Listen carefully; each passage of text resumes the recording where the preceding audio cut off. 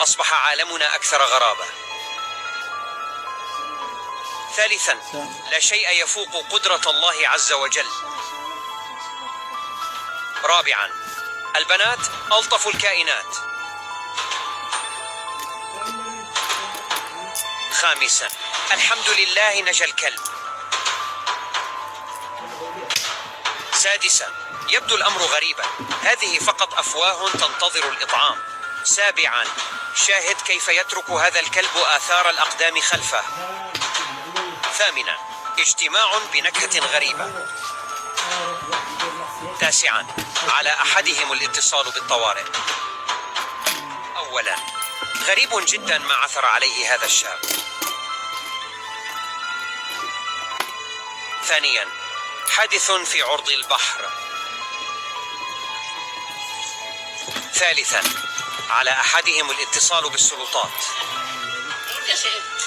رابعا، صراع في الجو يحبس الأنفاس. خامسا، في رمشة عين. سادسا، قفزة موفقة. سابعا، حتى الببغاء يملك سيارة.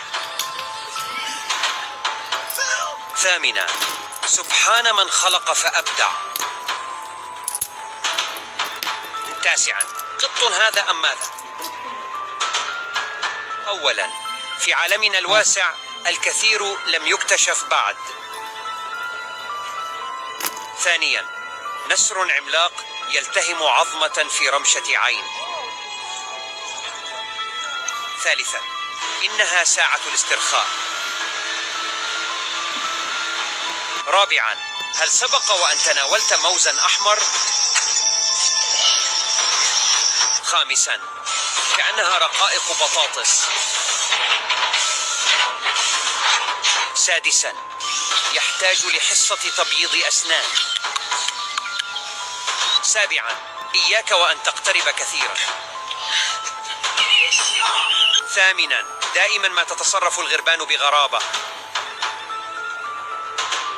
تاسعا، كل شيء أصبح يسير بالعكس.